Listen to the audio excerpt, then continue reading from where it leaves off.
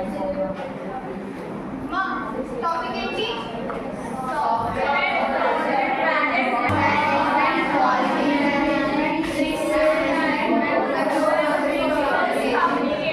Coming to the time management complexities. మనం project develop చేయాలంటే minimum client requirement 3 months 2 months ఉంటుంది. With in టైంలో complete చేయాలి కాబట్టి మన టైం కాంప్లెక్సిటీని మెయింటైన్ చేయాలి. ఓకేనా? నెక్స్ట్ పాయింట్ ఏంటన్నా? Cost efficient. మన బడ్జెట్లో కూడా చూసుకోవాలి కదా. లేకపోతే సాఫ్ట్వేర్ డెవలప్మెంట్ చేయమన్నప్పుడు ఫర్ ఎగ్జాంపుల్ ఒక యాప్ డెవలప్మెంట్ సమ్ ఎగ్జాంపుల్ ఒక 1 crore అయింది అనుకుంటుంది. మన బడ్జెట్ కూడా చూసుకోవాలి కదా. వాళ్ళు 1 crore కంటే మన ఇంకా ఎక్సెస్ అయితే ఆ మేనేజ్మెంట్ కూడా చూసి మనం మనకు పడుతుంది కదా. ఎవరైతే డెవలప్ చేస్తారో వాళ్ళ మీద పడుతుంది. సో ఆ మేనేజ్మెంట్ కూడా మనం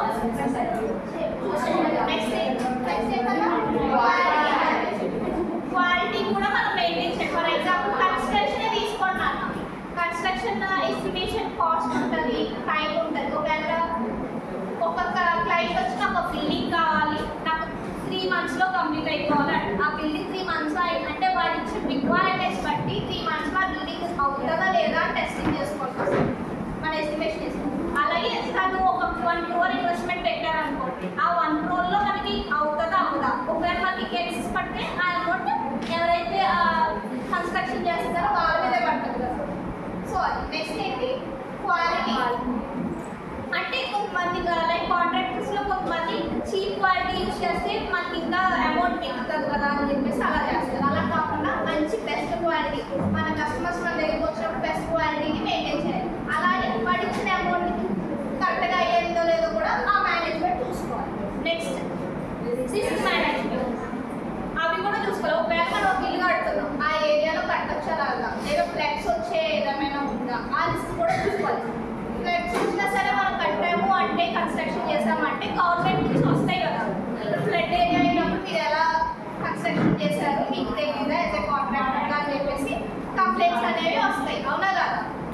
సేమ్ అలాగే మన సాఫ్ట్వేర్ డెవలప్మెంట్ చేసినప్పుడు కూడా ఒక యాప్ డెవలప్ చేసామంటే అది ప్రతి థింగ్లో గుడ్ ఆర్ బ్యాడ్ ఉంటుంది. ఆ రిస్క్ అంటే బ్యాడ్ ఏమైనా ఉందా ఈ యాప్ డెవలప్ చేయడం వల్ల మనకి యూజ్ యూజ్ ఉంటుంది. దానివల్ల మనకి ఏమైనా ప్రాబ్లం ఫర్ ఎగ్జాంపుల్ మొబైలే ఉంది.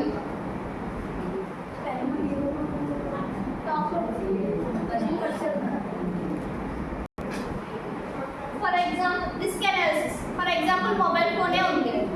ఈ ఫోన్ డెవలప్ చేసిన వాడు రిస్క్ అనాలిసిస్ చూస్తాడు. గుడ్ బ్యాడ్ అంటే మంచి గుడ్ ఆర్ బ్యాడ్ కూడా చూస్తాడు. గుడ్ ఏంటి? ప్రతి ఇన్ఫర్మేషన్ కూడా మన మొబైల్ నుంచి ఎక్కడున్నా సరే మనకి ఫోన్ ఒక చేతిలో ఉంటే మనం ఎక్కడున్నాం ఏంటి అన్నీ తెలుస్తాయి. ఒకవేళ మనం రిస్క్లో ఉన్నా వేరే లొకేషన్ చేంజ్ చేయడం ఓకే. బ్యాడ్ థింగ్ ఏంటి? ఎగ్జామ్స్ టైంలో మన డివియేషన్ అవ్వడానికి మొబైల్ ఫోన్. అలా ప్రతిదానికి కూడా అది మనతో ఉంటుంది. కాకపోతే ప్రతిదీ కూడా మనం గుడ్ ఆర్ బ్యాడ్ని అనాలిసిస్ చేసుకోవాలి. అలాగే రిస్క్ అనాలిసిస్ కూడా ఒక యాప్ డెవలప్ చేసాము అంటే ఆ యాప్ వల్ల మనకు వచ్చే గుడ్ ఏంటి బ్యాడ్ ఏంటి కూడా అనాలిసిస్ చేసుకోవాలి. నెక్స్ట్ ఏంటన్నా? Human resource. For example app develop చేయడానికైనా కన్స్ట్రక్షన్ చేయడానికైనా హ్యూమన్ రిసోర్స్ అంటే మనం మ్యాన్ వర్క్ అనమాట. దానికి ఎక్కువ మందిని పెట్టేసుకున్నాం అనుకో, దానివల్ల ల్యాండ్ అవుతాం తప్ప నిజంగా వర్క్ ఉన్న వాళ్ళు అనుకోండి ఇద్దరున్నా సరే మనం ప్రాజెక్ట్ అనేది విత్ ఇన్ టైం పీరియడ్లో కంప్లీట్ చేయొచ్చు. వర్క్ లేని వాళ్ళని ఒక 30 members పెట్టుకున్న వేస్టే కదా.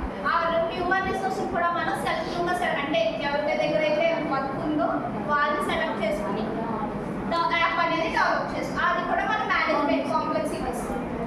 వేరే వాళ్ళని హైర్ చేసుకున్నప్పుడు మన దగ్గర నుంచి వర్క్ రానేటప్పుడు ఎందుకు వేస్టే కదా. అది మనకు కాంప్లెక్సిటీయే కదా. Next communication. ఫస్ట్ థింగ్ ఏంటంటే మనకి ఏంగా ఇప్పుడు ఒక యాప్ డెవలప్ చేయాలన్నా ఒక కన్స్ట్రక్షన్ చేయాలన్నా క్లియర్ ఇన్ఫర్మేషన్ క్లియర్ కమ్యూనికేషన్ లేకపోతే కష్టం. క్లయింట్ దగ్గర ఒక ఆర్కిటెక్చర్ ఉన్న డెవలపర్ కానీ కన్వే అవ్వకపోతే వేస్టే కదా. క్లియర్ కమ్యూనికేషన్ లేనప్పుడు వేస్ట్. సో ఇవన్నీ కూడా మనం దృష్టిలో పెట్టుకుని ఒక సాఫ్ట్వేర్ని డెవలప్ చేయాలి. ఈ కాంప్లెక్సిటీస్ ఫస్ట్ మనం ఐడెంటిఫై చేసుకోవాలి. క్లియరమ్మా?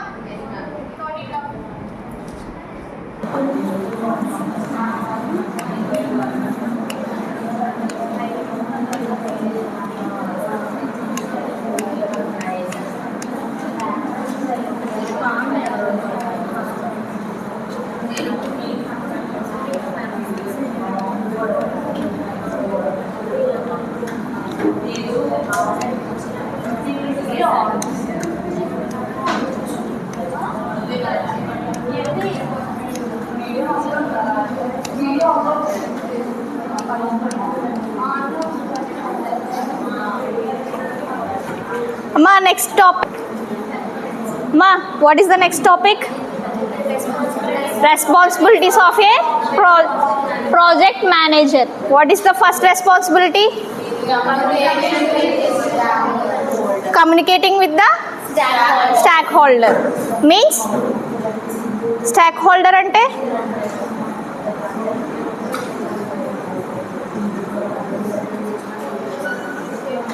స్టాక్ హోల్డర్ అంటే ప్రాజెక్ట్ని ఎవరైతే అడాప్ట్ చేసుకుంటారో, అంటే ఇప్పుడు ప్రాజెక్ట్ ఒక కంపెనీకి వస్తుంది, దాన్ని ఎవరైతే ఆ ఇన్ఫర్మేషన్ అంతా కూడా స్టాక్ హోల్డర్ దగ్గర ఉంటుందమ్మా. ఇప్పుడు అలానే ప్రాజెక్ట్ ఒకరికి అసైన్ చేస్తారు కదా, ఆ ప్రాజెక్ట్ మేనేజర్ ఆ స్టాక్ హోల్డర్ దగ్గరికి వెళ్ళి ఇన్ఫర్మేషన్ అంతా అసలు ఏ యాప్ కావాలి, ఎలాంటి రిక్వైర్మెంట్స్ కావాలి, ఎలాంటి రిసోర్సెస్ కావాలి అనేవి స్టాక్ హోల్డర్ దగ్గర నుంచి ఇన్ఫర్మేషన్ గ్యాదర్ చేసి, first responsibility of the manager ఏంటమ్మా, communicating with the stakeholder. Next responsibility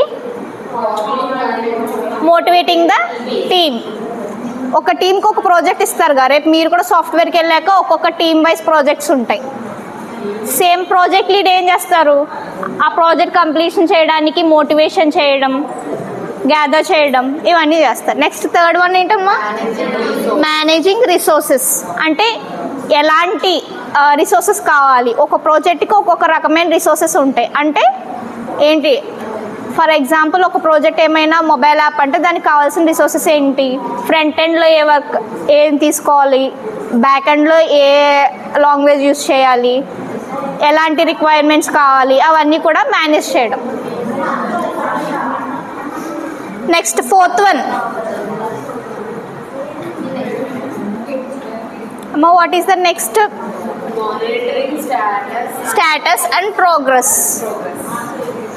after gathering all the information, next ఆ ప్రాజెక్ట్ మానిటరింగ్ చేయడం. అంటే ఎక్కడ వరకు వచ్చింది, ప్రాజెక్ట్ మేనేజర్ మళ్ళీ చెక్ చేయాలి కదా, ఆ ప్రాజెక్ట్ డెవలప్ అయిన తర్వాత ఎక్కడ వరకు వచ్చింది, స్టేటస్ ఏ పొజిషన్లో ఉందా, డెవలపింగ్ స్టేజ్లో ఉందా, టెస్టింగ్ స్టేజ్లో ఉందా అనేది ప్రాజెక్ట్ మేనేజర్ చెక్ చేయాలి. నెక్స్ట్ ఏంటన్నా, ఎండ్ ఆఫ్ ద డే ఆ ప్రాజెక్ట్ కంప్లీషన్ అయినప్పుడు కొన్ని ఎర్రర్స్ అవుతాయి కదా, వాటిని రెక్టిఫై చేయడం లేదా ప్రాబ్లమ్ సాల్వింగ్ చేయడం. These are the responsibilities project management manager can face. Okay, note it down.